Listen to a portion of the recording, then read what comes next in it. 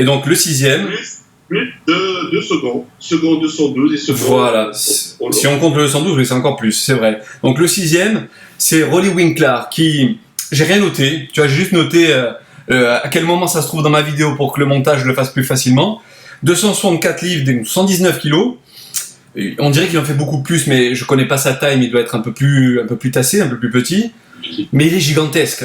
Alors, encore une fois, mon ambiguïté, je l'assume. Quand je regarde ça, je peux regarder pour le côté impressionnant, freak comme on dit, mais après, enfin, je suis pas au salon de l'agriculture, tu vois, aux portes de Versailles.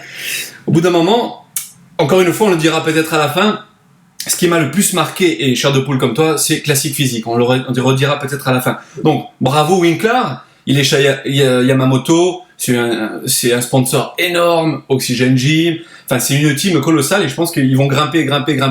Tiens, petite parenthèse, parce qu'on m'a posé la question, ou si tu veux le dire plus tard, c'est à toi de m'en faire part. Est-ce qu'il y a une politique, d'après toi, en ce qui concerne la nationalité ? Est-ce qu'on en reparlera quand on arrive à Phil Heath par rapport, est-ce qu'ils mettront un Américain, ils mettront jamais un Arabe, un Égyptien ? Tu veux qu'on en parle plus tard ou maintenant ? Non, pas maintenant parce que c'est très bien, j'avais complètement oublié ça. J'avais fait un petit commentaire sur quelqu'un qui avait posté un truc comme ça. Non, s'il vous plaît, juste qu'on arrête avec ça. Je pense avant, peut-être, je ne sais pas quand, peut-être il y avait de la politique. Mais là, honnêtement, je ne vois aucune politique. Si Big Ramy, demain, il arrive, déchiré, avec une qualité à la William Bonac ou une qualité à la Phil Heath, je peux dire qu'il sera Mr. Olympia. Malgré le fait qu'il soit moins bankable en termes de couverture. Eric, William Bonac, il vient d'où ? C'est vrai. Il a qui comme sponsor ? Il a un sponsor qui est anglais. Ouais. Il n'a rien, le mec il est 3e. Alors, il est où la politique ? Non, il n'y a pas de politique, non. Je vois déjà un truc, oui, parce que Big Ramy, il est arabe, les soucis, cela. Non. Ça n'a rien à voir. Ok. Le classement du top 11, c'était exactement ça. Super. Oui, toi qui es sur place, tu as pu juger parce que, encore une fois, moi quand je l'ai vu arriver sur scène, je me suis dit de suite, il a progressé. Il a une condition la meilleure lui aussi qu'il ait jamais eue. Mais quand on les voit de dos, tiens, on en parle juste après, allez, parce qu'on remonte dans le classement et j'incrusterai les vidéos de comparaison justement. J'en ai pas mal où pendant qu'on parlera, on les voit tous les deux. Il y a quelqu'un qui l'a fait sur le web, les deux en même temps. On va en discuter de ça. Winkler, donc voilà, je le redis, monstrueux, mais alors, c'est pas vers quoi moi je suis attiré. Hein.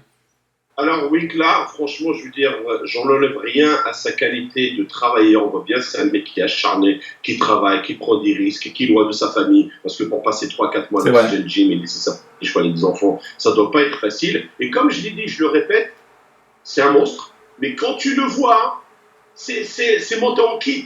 Ça ne va pas, les muscles ne vont pas, donc ça crée pas une belle ligne, une belle symétrie.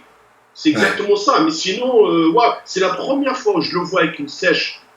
Aussi poussé, ouais. C'est la première fois que je le vois bien posé. Je pense que c'est tout le temps qu'il a passé avec Chris Cormier, parce que quand tu fais son biceps de face avec le positionnement des jambes ordinaires, les jambes de quadriceps ne découpent pas. Là, elle a commencé à fléchir une jambe en arrière et tout de suite, il a trouvé un meilleur détaché. C'est vrai. Voilà. Mais je crois au niveau des bras, c'est le meilleur bras de tous les circuits. Mais c'est un sport où il faut tout l'ensemble. Il ne faut pas juste. Voilà, les bras ne vont pas avec les pecs, les ischios ne vont pas avec les quadriceps. C'est montant au kick. Et je ne suis pas le seul à dire ça. Ouais. Tout le monde dit ça. Hein. Alors, pourquoi cette course en avant effrénée, non-stop vers la masse, plutôt que d'essayer de faire les détails et de rééquilibrer un petit peu tout ça? C'est juste, c'est son truc, tu vois. Et c'est ça que. Est-ce que tu penses que c'est que là pour le business, justement? Ou c'est son truc, il aime la masse à outrance et il sait qu'il gagnera pas Olympia et donc il va être le plus massif des bodybuilders. Je pense déjà que la 5e place, je pense que ce sera son meilleur classement. Il n'est pas au-dessus. Maintenant, revenons juste un petit peu en arrière. Marcus Ruhl, c'était son truc, c'était être freak. Il aimait ça. Nasser El Sambati, c'était pas. Mais quand tu regardais ces mecs-là, c'était des freaks avec une belle ligne quand même. Nasser El Sambati, quand tu voyais, il n'avait pas le double biceps de face, il était super bien aligné. C'est vrai. Il est bien détaché. Marcus Ruhl, c'est pareil. Gunther, qui était aussi parmi les gros. C'était vraiment. D'ailleurs, pour Nasser El Sambati, je ne sais pas si tu es d'accord. Si je retrouve les photos, je les mets. Double biceps de face, je le préférais à Dorian Yates. Mais de dos, il n'existait plus, Nasser. Mais tu sais, on a toujours dit, Eric, une compétition, ça se gagne de dos. De dos. Encore une fois, toujours. Lee Haney, Dorian, Ronnie. Phil Heath. C'est vrai. C'est le dos que ça Toujours, toujours. Mais c'est clair que le devant, il faut qu'il soit bien. Mais si le dos, on tire le rideau, c'est terminé. Au revoir. Bonne nuit les petits. On remonte au classement au numéro 5. Numéro 5, j'ai suivi particulièrement Sean Roden parce que parmi les amis que l'on a et que toi tu vas sans doute retrouver en Californie, il y a Stanimal. Stan, salut, si tu regardes, s'entraîne et s'est entraîné tous les derniers temps avec Sean Roden. Et Psycho, je connais pas son nom exactement, mais le coach qui est pas mal. J'aime bien ce qu'il propose comme style d'entraînement hyper ciblé, tu vois. J'aime beaucoup. Donc Sean, j'ai vu ce qu'a posté Stan et ce que Sean a mis sur Instagram, puisque je le suis sur Instagram. Il est vrai que quand tu vois la condition de la veille au soir et tu vois le lendemain, il y a une différence au niveau de l'estomac, au niveau de la qualité générale. Alors certains parlent d'inflammation, de problèmes intestinaux. En tout cas, il y a eu quelque chose parce que par moment dans les vidéos, je sais pas si j'arrive à incruster les bonnes séquences, mais lui aussi ça fait enceinte, femme enceinte. C'est dommage parce que c'est un super athlète avec une ligne incroyable. Exactement. Bon, alors, n'oublions pas que Sean Roden a 42 ans. C'est vrai. Tiens, j'avais omis de le préciser, mais c'est vrai. Ouais. Voilà. Il les fait pas, en tout cas, quand on voit son physique. Hein. Au pré-judging, il n'était pas bien du tout. Il s'est rattrapé comme pas mal de trapèzes. Il s'est rattrapé en finale. N'oublions pas que le pré-judging, c'est 50%. La finale, c'est 50%. Voilà. Donc, d'ailleurs, c'est la finale qui a pu le sauver. Il a pu remonter, hein, je pense. Encore plus bas. Apparemment, durant l'année, il s'est cassé la mâchoire. Donc, il avait perdu pas mal de poids. Et pour manger, c'était pas terrible. Chris Aceto, qui est son préparateur, il a dit, je n'ai rien compris. Je l'ai vu le matin, je l'ai déchiré. Nickel. Donc, quand j'ai vu sa condition, je me suis dit, ok, c'est que tout va bien. Je lui ai donné les directives. Et il est parti. Je crois qu'il a dû le quitter pendant 9h ou 10h. Il a dit, dès que je l'ai vu rentrer sur scène, je savais que c'est mort. Et quelque chose en Sean Roden, mais vraiment qui énerve tout le monde, et moi aussi, c'est la dégaine. Ouais. Il est endormi. La nonchalance, l'attitude. Je sais pas ce qu'il fait, mais tu sais, quand tu poses, tu sais, tu sens même pas qu'il tire sur le muscle, c'est comme ça, tu vois, il n'y a pas ce côté compact sur le muscle, boum, tu vois, tout de suite ça pète, il n'y a pas ça, et tu as la tête baissée. Surtout que Mousse, toi en tant que compétiteur, en tant qu'expert, quand tu étais sur scène, tu sais très bien que pour attirer le regard, au-delà de l'aspect général, premier coup d'œil, les juges, la qualité bien sûr générale, mais après il y a l'agressivité dans le bon sens du terme, pour essayer de s'imposer parce que ça attire le regard des juges. Hein. C'est là, au filet, qu'il est champion. Dès qu'il rentre sur scène, tu sens que c'est le vainqueur, ouais. L'attitude du vainqueur. Mais tu sens que le mec, voilà, c'est mon terrain. Je suis là pour me battre. Je ne vais pas vous laisser ma place. Et ça, Sean Roden, il l'a pas. Il l'a pas. Et après, bon, bah, c'est clair. Je ne sais pas ce qui doit se passer dans sa tête. Et là, je dis, voilà, c'est les propos de son coach. Coucou, les bébés. Un petit coucou immortalisé dans le podcast. Coucou. Bonjour à tous. Voilà, Margot et Camilla. Les jumelles de Mousse. Alors moi, mes jumeaux, ils sont pas là. Il y a juste Mathéo qui se balade un peu là à côté, mon frère qui le garde. Voilà, donc rien qu'à nous, là, il y a 2 jumeaux, 2 pères, 4 enfants d'un coup. Hein, c'est pour ça qu'on s'entend bien. Super, c'est vrai. Alors, donc pour Sean, ouais, moi aussi, c'est cette nonchalance, elle me gonfle un petit peu, entre guillemets, parce que bon, moi j'admire le personnage. Hein. Mais tu vois, même dans les vidéos que poste Stan, il n'y a pas un petit truc, on le voit, il fait son training, c'est pas ça autre chose, il n'y a rien du tout. Il n'y a pas de communication, il n'y a pas de... Même l'entraînement, t'as envie de dormir. Ouais, on dirait qu'il fait ça, il passe à autre chose. Enfin bref, bon. Passons à Monsieur Longévité, Monsieur Olympia 2008. On va passer au 4e, à Dexter Jackson. Alors Dexter Jackson, je vais pas anticiper sur ce que tu as déjà dit sur les réseaux sociaux, mais il est vrai que j'ai noté moi déjà quelques petits problèmes. On va voir si on a vu les mêmes, toi qui étais sur place et moi qui ai vu ça donc sur mon ordinateur. Donc qu'est-ce que tu peux dire de Dexter ?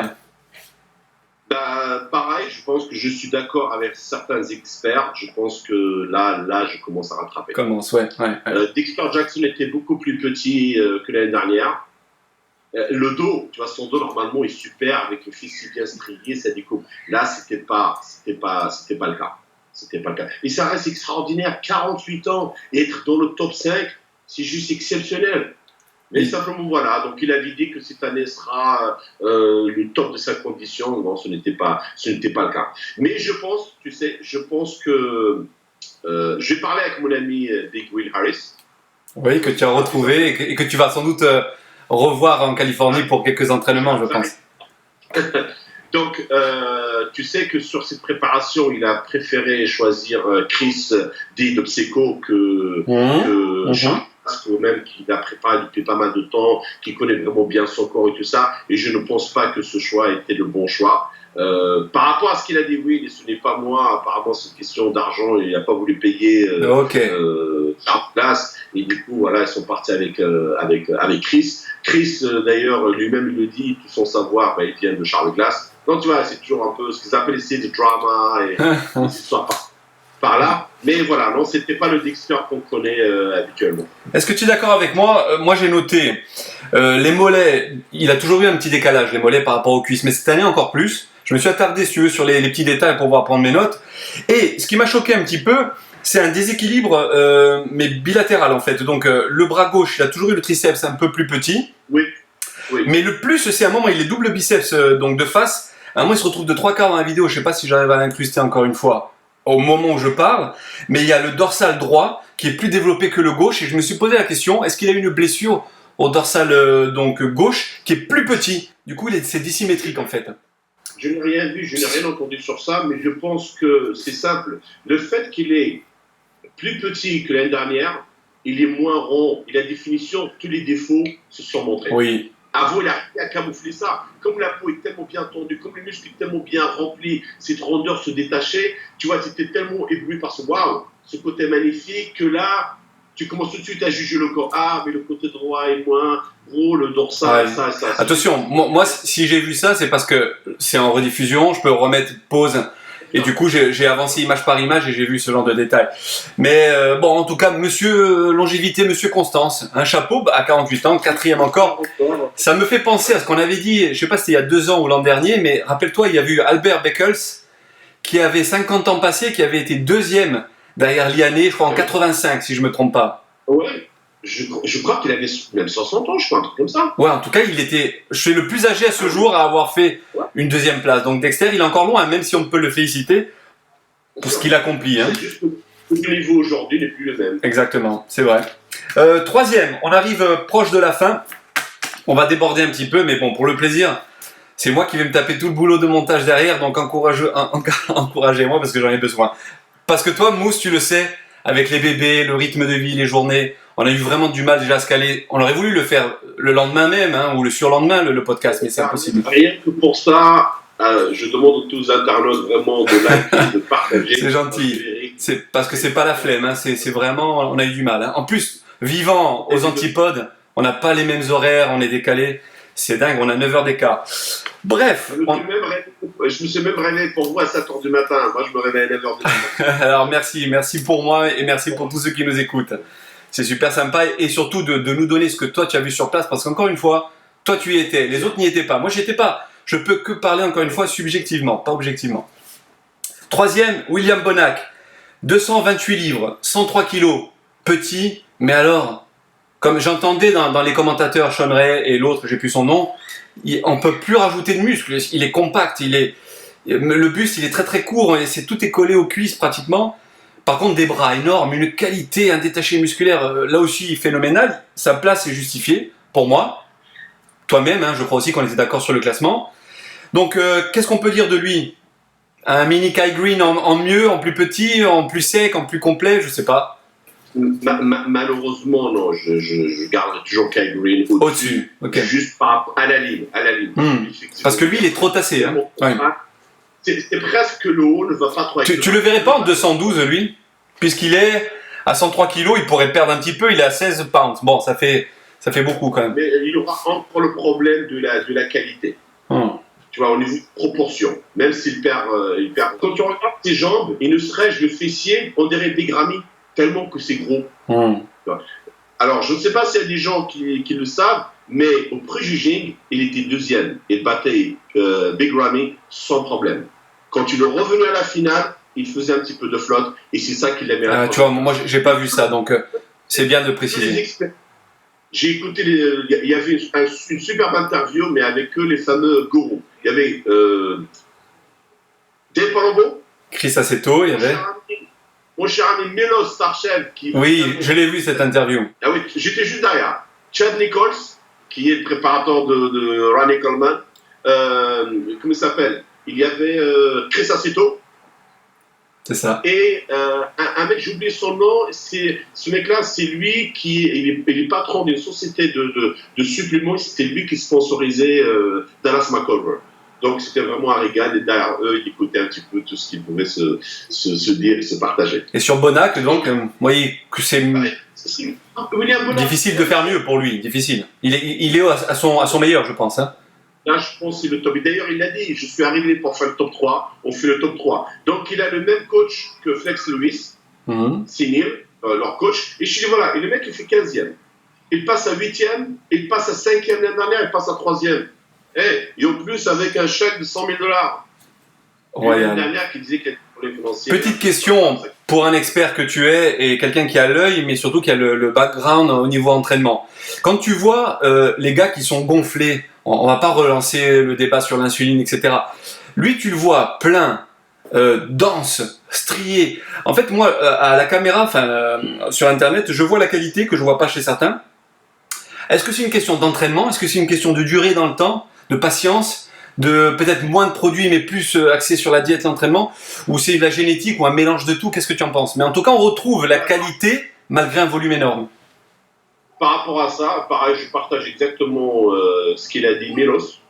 C'est beaucoup à l'entraînement. La génétique, c'est clair, tu vois, la génétique, ça encore, on le ramène, mais c'est la façon de s'entraîner, c'est la façon de contracter son muscle. Mais effectivement, aujourd'hui, avec tous les produits chimiques qu'il y a sur le marché, plus ce côté, il faut vraiment se charger en hydrate de carbone, et ce côté gain musculaire très rapide, les muscles, effectivement, ils gonflent rapidement. Tu vois, ils lisent, mais il n'y a pas ce travail à la Dorian Yates. C'est pour ça personne ne pourra égaler la qualité que Dorian avait affichée, parce que le mec, c'était un travailleur, ça bossait, ça contractait, ça travaillait la fibre vraiment de l'intérieur. Et c'est pour ça que, tu sais, j'étais vraiment choqué et surpris par certains groupes, que ce soit Big Ramy, que ce soit même Sean Roden. Je pense que aujourd'hui, les mecs, ils sont tellement gros, quand ils tirent, c'est presque qu'il n'y a pas assez de puissance pour vraiment contracter le muscle. C'est comme il leur faut du poids. Si tu le mets sous une barre ou mettre à une poulie vis-à-vis, il y a du poids, donc tu vas sentir, tu vas avoir plus de intéressant. Mais là, c'est pas ça. Tu vois, regarde Big Ramy, il était, je crois, aller à 300 pounds. Big Ramy, oui, c'est ça, 295 pounds, 133 kilos. Voilà. Donc, et le plus gros Ronnie Coleman était à 296.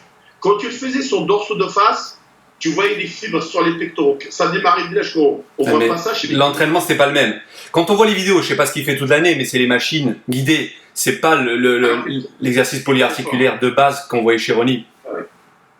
Mais c'est pour ça, moi, dans mon système d'entraînement, je suis un 200% pour la contraction. Comme je dis souvent aux gens, quand tu lèves le poids, tu as peut-être 80% de la participation des fibres. Si tu rajoutes une contraction volontaire à la fin du mouvement, tu as 100% de stimulation, parce que non seulement tu as la charge qui permet aux muscles de se contracter, mais tu rajoutes la contraction volontaire encore plus. Et c'est pour ça qu'à l'époque d'Arnold, à la fin de chaque série, il contractait. Il faisait des posings. Non seulement pour faire péter cette fibre musculaire, pour travailler effectivement l'endurance pour la scène. Et c'est ça. Plus tu contractes, plus tu as une belle qualité musculaire et une plus belle fibre. Bon, rien à rajouter. Formidable, rien à rajouter. Puisque tu as parlé de Big Ramy, c'est le deuxième justement, donc 133 kilos. Sa meilleure condition, lui aussi. Il y en a beaucoup qui ont progressé en condition. Hein. Ils sont vraiment au top. D'ailleurs, c'est ce qui a permis à chacun de se classer dans les places qu'on a citées. Ce qui me gêne chez lui, c'est encore comme l'an dernier. C'est toujours... parce qu'il faut parler de ce qui me gêne, parce que sur le reste, qualité, volume, on n'a rien à dire. Hein. C'est toujours ces cuisses énormes, presque disproportionnées par rapport au mollet. Et en fait, l'ensemble me gêne un petit peu. Après, tu me donnes ton point de vue, même si c'est pas le même. Hein. De dos, quand on voit ses fessiers, écoute, je suis sûr que s'il les relâche, qu'on l'a à côté de nous, on doit avoir un cul comme ça. Et ça me gêne aussi, si tu veux. Bon, après, c'est proportionnel, je pense, au volume général, hein, au poids, 133 kilos. Donc voilà, et attends, il y a une dernière chose avant que j'oublie, c'était l'attitude. Est-ce que tu n'as pas trouvé un certain mimétisme entre... Bon, on voyait qu'il avait l'agnac, hein, contrairement à Sean Roden. Lui, quand il arrive sur scène, il voulait prétendre au titre. Hein.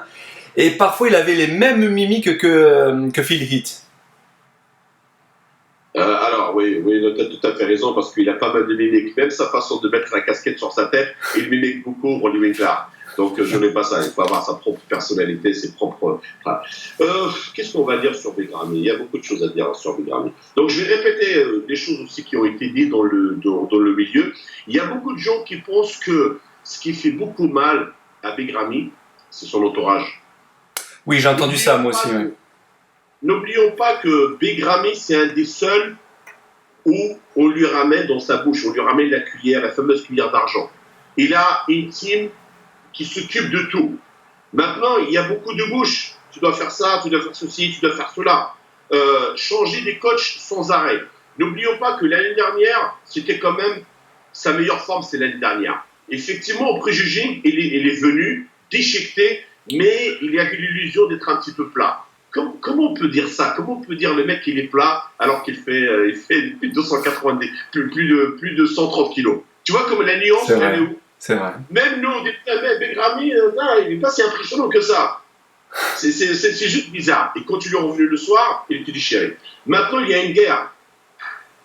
Badal Boudai, c'est lui qui l'a ramené, c'est lui qui l'entraîne, c'est lui qui le finance et tout ça. Et il a dit, OK, on va arrêter avec Chris Aceto. L'année dernière, c'est moi qui va te préparer. Donc, il a ramené Chris Cormier pour l'entraîner, pour le poser. Mais tout ce qui est diète, chimie, tout ça, c'est Badal Boudai qui faisait ça parce que je pense qu'il y a un petit peu de fierté. Il a envie, effectivement. Maintenant, lui, c'est le nouveau Joe Weiler. C'est le nouveau Godfather de culturisme. Donc, j'apprécie énormément ce qu'il fait, ce mec-là, parce qu'il n'a pas besoin de ça. Le mec, il est millionnaire, il adore la musculation, il prend les mecs sous sa charge, il paye tout, investir, il les entraîne, manger, dormir. C'est le rêve de n'importe quel touriste. Tu vois. Maintenant, donc, pourquoi changer, puisqu'en effet, comme tu as dit, il a tout à portée de main. On lui apporte tout sur un plateau.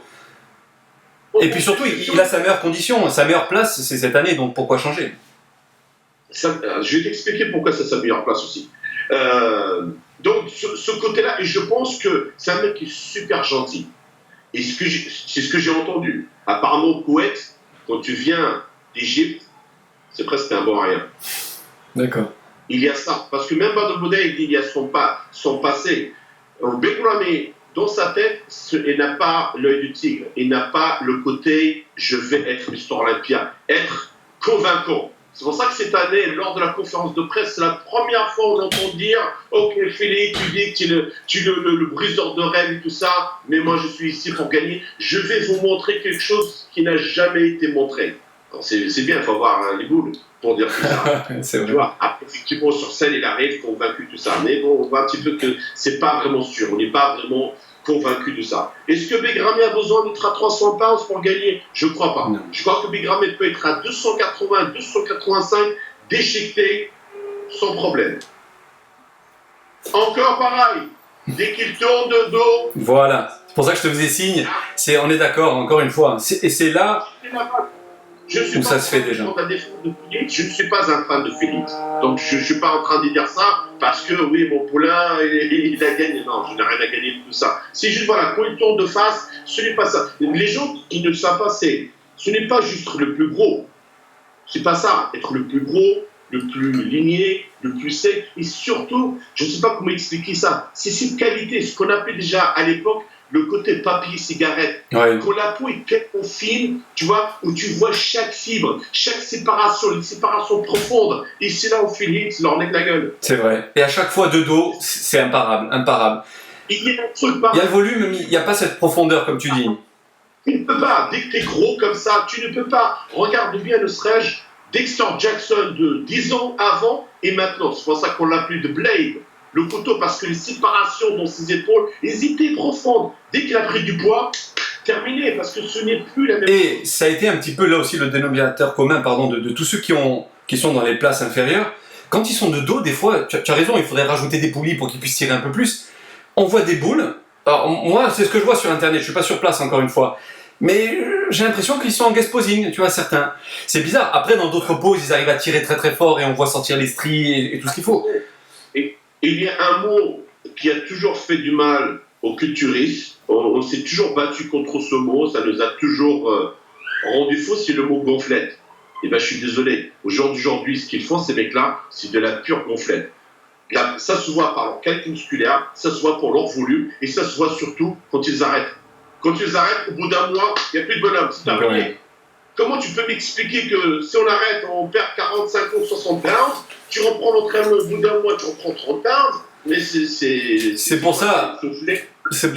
C'est pour ça que j'aimerais l'avis des internautes, justement, parce que on va finir sur Phil Heath, et j'aimerais vraiment qu'on retermine dans quelques minutes. Parce qu'il y a le petit dans son trotteur qui tape à la porte et il veut voir son papa. Et toi, tu vas vaquer à tes occupations aussi. Donc, on va finir sur Phil Heath, mais j'aimerais qu'on termine vraiment sur le classique physique parce qu'encore une fois, c'est, j'espère, l'espoir. Après, je sais pas comment ça se passera avec cette séparation au sein de l'IFBB, mais Phil Heath d'abord. 114 kilos, 252 livres. J'ai rien marqué sur ma fiche parce que Phil Heath, je sais qu'il y a beaucoup de gens qui l'apprécient, moi, dans mes amis Facebook. Moi, quand je le vois, j'aime pas trop son attitude. Mais c'est que subjectif, hein, alors critiquez-moi si vous voulez. Le ventre, je vous ai dit que je me suis fait chier à faire un montage moi-même en fonction de la vidéo qui défilait, imprime écran. Je vous le repasse là. Le ventre, c'est pas le même que l'an dernier. Donc lui aussi, il pousse loin le truc. Donc pour moi, ça casse la ligne. Après, c'est vrai que quand il tire et qu'il y a cette proportion, il est toujours hyper prêt. Il fait jamais une erreur, lui, à ce niveau-là. Sauf cette année, le ventre. Il y a eu beaucoup moins de contrôle au niveau abdominal. De dos, il est imbattable. Donc il est vrai que c'est justifié encore une fois. Hein. C'est tout. Hein. Juste avant de passer sur j'ai oublié quelque chose. Je t'en prie. Le classement de Big Ramy. Big Ramy fait 2. Oui. Il fait 2. Mais cette année, n'oublions pas que Sean Roden n'est pas au top. Dexter Jackson n'est pas au top comparé à l'année dernière. Donc, ça aurait pu, oui, tu fais bien de préciser, ça aurait pu vachement changer quand même, c'est vrai. Surtout que quand je remets la photo de Sean Roden la veille, je crois que j'ai 2-3 photos là en stock, c'était pas du tout pareil. Phil Heath, qu'est-ce qu'on peut dire avant de passer au classique physique? Parce que oui, 7e titre, il va sans doute aller vers le 8e de Ronnie Coleman. Là, il est l'équivalent, je vais y arriver sans bafouiller, d'Arnold. Il va essayer d'atteindre Liane et Ronnie Coleman, peut-être même de les dépasser. Allez, à toi la parole. Comme tu l'as dit, je sais qu'il y a pas mal de gens qui l'aiment. Je connais très bien mon ami Jonathan Le 5, c'est son dieu. Il y a Louis aussi, tu sais, Louis Zahir. Louis Zahir. Tu as tout à fait raison, mon ami. Je n'aime pas son attitude. Son attitude n'est pas une attitude digne d'un ambassadeur du culturisme. Voilà. Donc, il veut ça jouer des fois, le mec gentil, tout ça, mais il n'est pas gentil. Il est vraiment pas humble, il est vraiment arrogant. Arrogant, très, très arrogant. Sa façon de s'exprimer, sa façon de parler. Un truc qui est complètement bête. Putain, tu viens de gagner 7 fois Mister Olympia. Tu dis que tu n'es pas beaucoup sur les réseaux sociaux et tout ça. Et la première chose qu'il pense faire, après gagner, c'est attaquer Louis Marco. Louis Marco, c'est un mec qui est super connu dans le milieu d'Internet, qui poste énormément, qui est très près d'athlète, qui textait avec Philippe quasiment tous les jours. Et il attaquait, il l'insultait devant tout le monde en disant « Ouais, Louis Marco, sors de ma vie, t'as rien à dire, tu donnes respect, sinon t'es un porc, t'es ceci, t'es cela. » Est-ce que t'as que ça à faire? Tu es un ambassadeur de ce sport, c'est la première chose que tu fais. Il a déçu énormément de gens par rapport à ça. Tu vois, je suis d'accord. Ce qui me met les boules, ce mec-là, effectivement, il peut gagner des fois Olympia parce qu'il n'y a personne pour le bloquer. Ce mec-là, tu sais, ne serait-ce par son surnom de Gift, tout de suite, il est arrivé, je crois, au bout de 5 ans, je crois qu'il était déjà Mister Olympia, mais il a eu de la chance dans sa carrière, personne. Oui, il n'y a pas de Flex Wheeler en face ou de Ronnie Coleman en face, l'équivalent de ces années-là. Parce qu'on m'a posé la question pas plus tard qu'avant notre podcast, on me dit, Eric, jusqu'où il va aller? Alors je poserai la question à Mousse. Pour moi, je pense qu'il peut battre le record parce que si, comme tu dis, Big Ramy ou les autres arrivent écorchés de chez écorchés, ils peuvent lui passer devant. Mais sinon, il est parti pour 10 titres là. Il est jeune encore. Hein. La surprise, souvent peut venir comme elle l'a fait Ronnie Coleman, un mec qui était déjà dans le circuit, qui était dans le top 15, top 12. Mais là, quand je vois les 15, les 20, je ne vois pas un mec. Je ne peux pas quelqu'un arriver, ouais. Et le détrôner. Le seul, c'est Kai Green qui aurait pu le bloquer. C'est le seul. Après, à la fin, moi, je veux dire, à la place de Kai Green, j'aurais fait la même chose. Parce que même descendre aussi bas et lui envoyer une invitation pour participer, il aura dit allez vous faire foutre. Il a préféré partir à la Super League, prendre un chèque de 50 000 $ avec son costume et ses mains dans la poche et se balader que le week-end, qu'à s'écraser et à venir. Donc ça donne les bouts par rapport à Phillips, mais il faut dire les choses telles qu'elles est. Il n'est pas champion pour rien. Cette qualité qu'il a, personne ne l'a. Là, depuis sa victoire, effectivement, on n'entend parler que de ça, du ventre, on a sorti la statue, la dilatation. Apparemment, il a une hernie. Donc on voit bien au niveau du nombril que ça vraiment ça que ça sort. C'est clair que c'est le seul parmi tous les mecs qui a vraiment je suis en train de parler. Tu vois, c'est le seul qui a vraiment cette dilatation au niveau du ventre. Et quand tu es l'ambassadeur du sport, quand tu es le king des kings, c'est quelque chose. Pour ceux qui nous écoutent en podcast et pas forcément nous regardent en vidéo, déjà c'est dommage parce que vous manquez les incrustations et vous manquez les deux jumelles à Moussa El Bakouchi. Coucou. Au revoir Eric. C'est un petit canard. Canard. Et donc oui. Mais c'est pareil, dès qu'il tourne de dos, c'est fini. Ouais. C'est fini. Et je pense qu'il peut continuer encore comme ça et battre tous les records. Il a ramené un détaché cette année au niveau des ischios et des fesses. D'ailleurs, il n'arrêtait pas à chaque fois de les montrer, il insistait bien. Oui, il était exceptionnel. Super. Donc, il n'est pas le champion pour rien parce que les autres ne sont pas là. Et c'est marrant, je veux dire, tu vois, même avec la dilatation du ventre et tout ça, il a laissé la porte ouverte. Mais personne n'est là. Ça ne peut pas s'engouffrer, c'est vrai. Voilà, faut dire ce qu'il y a. Pour la finale, il a fait davantage attention à son ventre, quand même, pour la finale. Oui. Mais voilà, donc 7 titres, chapeau à lui. Moi j'aimerais qu'on termine avec ta fille sur les genoux, sur les classiques physiques, parce que ceux qui nous ont écoutés, ils ont peut-être pensé qu'on est passé un peu vite, parce que malgré tout on déborde, j'aimerais vite mettre en ligne au moins la première partie. Mais les classiques physiques, pour moi, voilà, chair de poule, tout comme toi, on retrouve ces lignes, on retrouve ces détachés musculaires, on retrouve certains muscles qu'on voit pas chez les autres, chez les très gros, parce que là, eux, il y a justement cette profondeur, se détacher, parce que il y a peut-être pas les mêmes abus, il y a peut-être pas le même style d'entraînement, et puis c'est pas du tout la même catégorie. Il y a surtout ce côté esthétique mis en avant par les posings, qui sont magnifiques, ils ont vraiment bien bossé donc le côté esthétique et mis en avant de leur présentation sur scène. Qu'est-ce que tu pourrais dire pour conclure sur cette catégorie ? Quel espoir on peut entrevoir dans cette catégorie ? Bah écoute, je pense que ça va être un succès à l'avenir parce qu'il y a beaucoup de gens qui vont s'identifier à ça. Ma papa. Donc il y a beaucoup de gens qui vont s'identifier à ça. Excusez-moi parce que maintenant. Je t'en prie, oui, faut pas qu'il y ait de jalouse. Voilà, on a les deux comme ça, immortalisés. Vous allez voir avec maman ? Et comme tu dis, donc non seulement ils vont pouvoir, oui, ils aiment le sport, hein, papa est sportif, donc c'est normal, ils aiment le sport aussi, hein, et veulent entendre ce qu'on dit. Je pense qu'il y a beaucoup de gens qui vont s'identifier à ça. Tu sais, c'est comme si c'était les mains physiques. Hein. Beaucoup de gens, tiens, c'est beaucoup plus facile à y accéder. C'est pour ça qu'on a aujourd'hui des plateaux de 30, 40 athlètes qui participent. Je pense qu'il faut juste, par contre, de bien définir les critères et les laisser tels qu'elles sont. Oui. J'espère que ça va continuer. Bon, il y a quand même maintenant la taille et le poids. Et je pense que je suis sûr que ça va être vraiment un succès phénoménal. Je pense également, voilà. D'ailleurs, on n'entend parler que de ça. Et je pense que presque ça prend le dessus sur les lourds, sur l'open. Ça, franchement, je ne pense pas. Les gros resteront toujours les gros. Il y aura toujours des gens, tu sais, même si on critique et on aime le old school, on continue à y aller, à regarder, à voir. On les regardera. Mais je suis sûr, par contre, regarde dans nos amis respectifs, la plupart des gars que tu as connus, toi sur scène ou dans ta vie de sportif, ont regardé et ont eu aussi apparemment la chair de poule, en tout cas des émotions en voyant cette catégorie-là, puisque ce qui nous a donné l'envie de pratiquer ce sport, moi pas en compétition, toi oui, c'est le beau, c'est-à-dire l'impressionnant, le hors norme, en dehors des normes, mais esthétique. Et là, on s'y retrouve et on a un regard qui n'est pas, qui est attiré et qui ne va pas rebooter en fait le commun des mortels, comme je dis souvent. Parce que si on regarde franchement juste quelque chose, et je le dis, c'est mon opinion, c'est ma vision. J'espère que Begramé ne gagnera jamais. Parce que s'il gagne, ça veut dire quoi ? C'est d'accord que les autres, ils vont se tuer. Il y a des mecs qui vont se flinguer la santé pour pouvoir lui ressembler. Mais Grammy, il n'y en a qu'un seul. Ce ne sera pas possible. On n'est pas prêt de voir un deuxième Grammy. Mais si on le met comme le champion des champions, ça veut dire que, ok, le message c'est quoi? Grammy, c'est le critère. Il faut que tout le monde ressemble à Grammy. Tu as tout à fait raison. On met Philippe et on compare les autres à Philippe parce que c'est lui.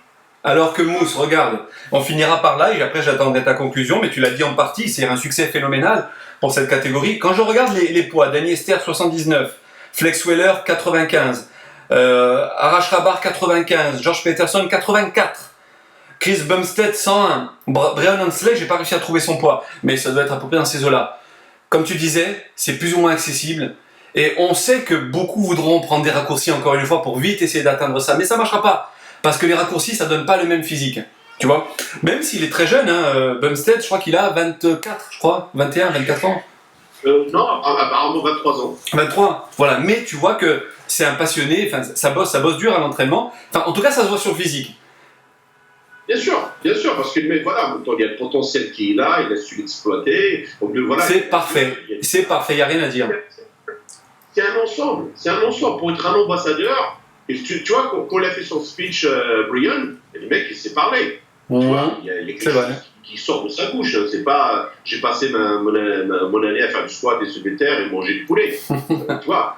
Donc, pour conclure, de très bons ambassadeurs, et que ce soit visuellement, que ce soit au niveau auditif, ils savent s'exprimer. Donc, que du bon pour ceux qui nous écoutent et qui veulent regarder du beau dans le bodybuilding, ou pratiquer la culture physique à un niveau moindre en tant qu'amateur. Exactement. On n'a pas beaucoup parlé des femmes, mais on avait parlé au début. Mon Dieu, quand j'ai vu Oksana Grishina sur scène, mon Dieu, tu sais quoi? Tout était parfait. Pour moi, c'est la catégorie reine. Parce que tu as l'acrobatie, tu as le physique, tu as des athlètes. Tout. Mais quand il faut poser le côté dramatique du visage, le côté parfait des poses et tout ça, oh mon Dieu, c'était vraiment un régal. Merci beaucoup. Oksana. J'ai eu la chance de la rencontrer avant même qu'elle passe professionnelle à Santa Susana en Espagne avec un posing magnifique depuis 2000, je crois que c'était 2008. J'ai pas arrêté de la suivre et wow. Elle est magnifique sur scène et en plus elle a la chance d'avoir un beau visage et de rester élégante comme tu dis. Quand c'est beau, c'est beau. Et ce qui est beau peut donner souvent l'impression que c'est facile. Non, c'est parce que c'est trop. Alors que c'est pas le cas. La conclusion, je la laisserai à tous les internautes qui auront pris le temps de nous écouter, qui auront eu la patience entre les différents épisodes que je vais poster. Je vais essayer de rester en 2 épisodes. Si c'est trop long, ça sera 3. Donnez-nous vos commentaires, donnez-nous vos ressentis sur ce qu'on a vu et dit, tous ensemble. Et puis merci encore une fois à Mousse pour le temps que tu me consacres et que tu consacres à tous ceux qui aiment t'écouter, parce que je suis sûr que, tu sais, il y a des gens qui ont comme ça une aura et une crédibilité. Moi, je dis que quand je vois tous les youtubeurs, il y en a des très bons, il y en a, je le dis clairement à chaque fois, c'est de merde. C'est pour ça que je me désabonne. Tu te rappelles, je l'ai dit dans l'autre vidéo. Il faut absolument que tu continues à faire des vidéos, que ce soit avec moi, avec d'autres. Bon, je préférerais que ce soit avec moi, toujours. Mais je suis assez égoïste à ce niveau-là. Non, je plaisante. Mais voilà, on a beaucoup à apprendre de toi. En plus, toi, tu es sur place, tu as pas mal de choses à partager. Tu as une vision old school. Tu as un type d'entraînement qui est respectueux de l'intégrité physique, mais qui est basé sur les fondamentaux. Enfin, c'est l'idéal pour ceux qui veulent apprendre. Je le répète, Mousse, tu es aussi patron de salle, tu as le Will Power Gym, tu es coach. Donc si les gens, vous voulez du coaching à distance, ben, il y a Mousse. Si vous allez aux États-Unis, vous allez du côté de la Californie, ben, vous remontez, vous allez à Portland, dans l'Oregon, et vous en privez pas, je suis sûr que vous serez super bien accueillis avec Mousse au Will Power Gym. Un gros clin d'œil parce que j'ai eu la chance d'avoir un dîner avec Philippe Mondria et Pascal et Brigitte Sauvrin. C'était vraiment extraordinaire. Petit coucou à eux. Ouais, c'est que j'ai rencontré. Donc non, comme je l'ai dit souvent, je suis juste quelqu'un de passionné. J'aime ce sport, j'aime ma vie. Partager ça avec un passionné comme toi, c'est vraiment un plaisir. J'ai beaucoup de gens qui me demandent de faire ça, mais c'est juste, c'est pas moi, tu sais, c'est comme filmer les entraînements. Je ne conçois pas m'entraîner avec le portable dans ma poche et tous les 2 secondes, filme-moi ça. Ce que j'ai fait ce week-end, honnêtement. On va faire quelque chose d'un peu innovant à ce niveau-là. Oui. On va essayer en fonction de nos emplois du temps. ce week-end, ce que j'ai fait, honnêtement, c'est juste parce que j'ai eu beaucoup de demandes et les gens, ils aimaient ça, que je fasse des reportages, que je filme et tout ça. Donc, je l'ai fait uniquement pour les gens parce que ce n'est pas, je veux pas. Bien sûr. Mais quand tu peux le faire, on t'en remercie par avance parce qu'on avait l'impression de vivre Olympia en plus en quasi direct, puisque tu n'as pas été avare encore une fois, tu as posté. Je me dis, il y a plein de gens qui le font. Qu'est-ce que ça va rajouter de plus que je le fasse? Tu sais ce qui va rajouter de plus, je pense que tous ceux qui nous écoutent seront d'accord, c'est la légitimité. Voilà, tu es légitime dans ce sport. Je pense que tous ceux qui t'ont écouté, qui n'arrêtent pas de m'envoyer des messages, je me répète pour conclure, qui disent mais il faut encore Mousse et Jameau, etc. Enfin, ils veulent des trios, mais surtout notre duo. On va en refaire. Voilà, comme ça c'est clair pour tout le monde. Merci, embrasse Claire, embrasse Margot et Camilla. Merci à tous de nous suivre, merci à tous de partager cette vidéo parce qu'on me dit souvent qu'on mériterait des centaines de milliers de likes. Eh bien, aidez-nous à nous faire connaître, aidez-nous à avancer encore parce que, petite parenthèse, plus on sera nombreux, il y a des algorithmes au niveau de YouTube. Plus on est nombreux, plus ça se diffuse aussi, c'est comme ça que ça marche. Donc, partagez. Le succès de Fitness Mag ne se repose pas que sur Eric. Se repose surtout sur les gens qui suivent, qui partagent, qui like, qui demandent leur avis, qui posent des questions. C'est uniquement grâce à vous que le magazine, le podcast que tu fais avec moi ou avec d'autres personnes va grandir et grandir. Et c'est franchement, si vous pensez qu'on est dans le vrai, que ce qu'on fait est vraiment bien, aidez-nous pour que tous les autres, que je ne sais pas ce qu'ils font, qu'ils essayent de salir l'image de ce sport, de donner d'autres points de vue qui ne tiennent pas la route. Il n'y a que comme ça qu'on arrivera à les effacer. Merci encore du fond du cœur. Je te dis à très bientôt et à tous les autres qui nous ont écoutés aussi au prochain podcast. Le prochain, ça sera, je pense que tu vas aimer, Julien Quaglierini, donc tu sais, qui est en men's physique. Il est prévu pour la semaine prochaine. Il avait fait la cover de mon magazine quand il y a eu la transition BBR Fitness Mag, donc je remercie Julien déjà à l'avance. Prochain podcast, Julien, et d'autres, plein de surprises, mais en attendant, je te recontacterai pour autre chose, toi tu sais quoi. À très bientôt, je t'embrasse, à bientôt. Ciao. Ciao.